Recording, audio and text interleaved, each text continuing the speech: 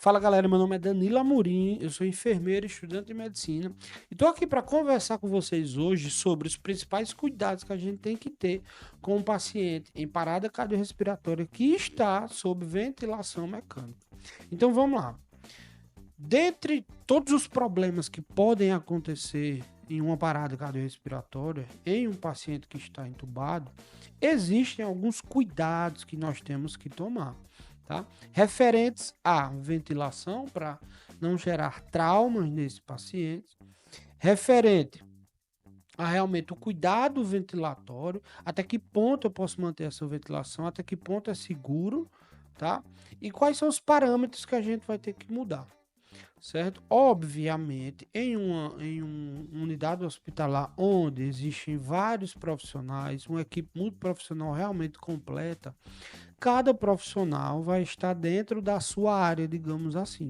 Apesar de o médico ter autonomia para mexer no ventilador mecânico, o enfermeiro também, tá? Na ligagem do aparelho, na testagem, nos parâmetros iniciais e em casos de emergência.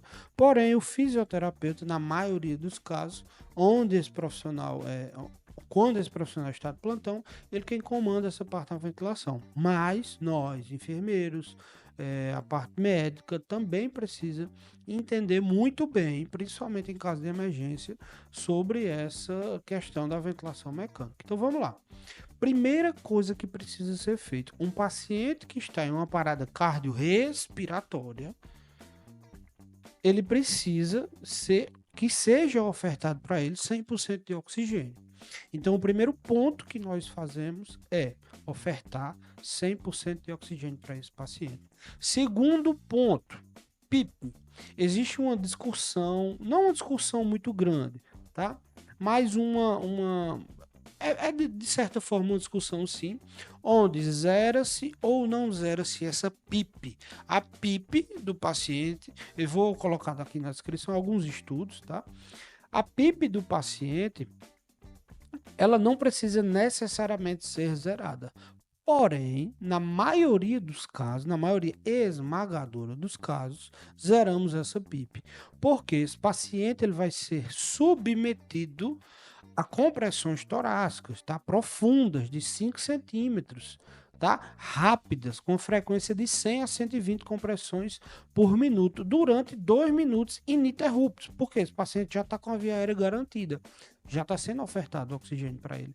Então, são várias e várias compressões que vão aumentar a pressão intrapulmonar daquele paciente, obviamente, pois a caixa torácica dele está sendo comprimida, essa pressão ela aumenta, a quantidade de volume ela não vai diminuir, ou seja, ela vai aumentar com a pressão que a gente vai gerar. Então, de certa forma, pensa-se para melhor prognóstico desse paciente, a gente zerar essa PIP, tá? Para que não haja futuros traumas, um barotrauma, por exemplo. Se esse paciente tiver numa PIP alta, tá? Vamos dizer que era um paciente de SARA, um paciente um quadro respiratório ali muito grave e precisava de uma PIP alta, uma PIP de 8, acima de 8. Então, se eu mantiver essa PIP fazendo as compressões torácicas, eu posso acabar lesionando os alvéolos desse meu paciente. Tá? Então, esses basicamente são os principais pontos. Obviamente que esse paciente. Existem várias situações. Então, esse paciente poderia estar em pressão de suporte, esse paciente poderia estar ventilando a pressão. O ideal é que a gente deixe esse paciente ventilando a volume, deixe o volume realmente calculado por o peso ideal desse paciente, tá? Lembrando que o cálculo para volume, que é de 4 a 6 por quilo, né? O cálculo para volume é realizado na base da altura do meu paciente. E o próprio ventilador já vai calcular, dependendo da altura, obviamente, o peso ideal para aquele paciente. Alguns sim, alguns ventiladores não fazem esse cálculo, a gente tem que fazer. Mas o peso do paciente, o volume pulmonar desse meu paciente, ele é medido através da altura, não do peso corporal, tá? Então o peso seria o peso ideal. para a altura daquele paciente, não o peso corporal que ele tem no momento. Então, em relação à frequência respiratória que a gente vai adotar na ventilação mecânica, a gente tem que entender o seguinte: precisa ser adotada uma frequência respiratória um pouco mais baixa, né? É permissivo essa hipoventilação, digamos assim, essa frequência diminuída em torno de 10 frequências, né, 10 incursões respiratórias, para que haja uma diminuição nas pausas de inspiração do processo respiratório. Porque quanto maior a frequência, até uma frequência fisiológica de 16 a 20 respirações por minuto, né? Nós temos aí um aumento nessas pausas, consequentemente uma dificuldade no retorno venoso. Então, a gente diminuir um pouco essa frequência respiratória pode ser mais benéfico para o paciente na hora dele obter o retorno venoso, né? Obviamente, esse paciente está em uma parada cardiorrespiratória. Então, quanto mais eficaz for o retorno venoso, acompanhado ali das compressões torácicas, né? Por conta dessa frequência respiratória mais baixa, melhor para esse paciente.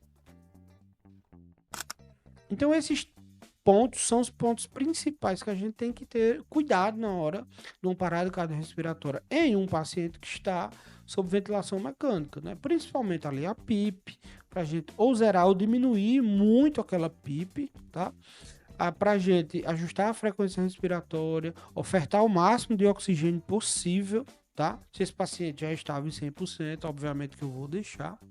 E outros cuidados além da ventilação mecânica são com as medicações que mantinham aquele paciente sedado, se obviamente ele estivesse usando, tá? Então não tem lógica eu manter uma medicação para sedar um paciente se esse paciente está parado, está numa parada cardiorrespiratória.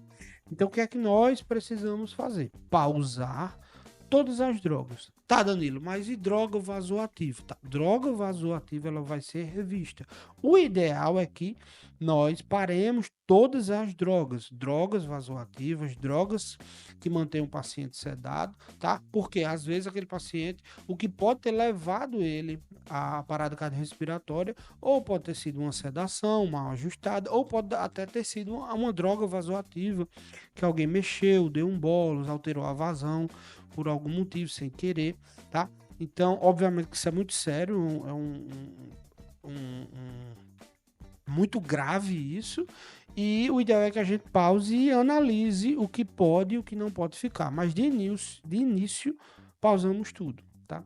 Então, basicamente, esses são os principais cuidados. Obviamente, todo o ciclo ali de reanimação cardiopulmonar vai ser seguido, uso das drogas, de adrenalina, a cada de 3 a 5 minutos, né? A equipe que vai determinar ali quanto tempo, se é 3, se é 4 ou se é a cada 5 minutos. O uso de amiodarona, se necessário, obviamente. O choque, mas enfim. Se a equipe mantiver esses cuidados, a chance de um bom prognóstico para esse paciente acaba elevando. Tá? Isso não quer dizer que você vai salvar a vida do seu paciente, não. Mas esses fatores, esses procedimentos, esses cuidados que você está tendo, elevam a chance desse paciente de retornar, né? De ter o retorno da circulação espontânea e poder seguir com a vida dele, para que nós possamos cuidar dele até sua alta. Tá?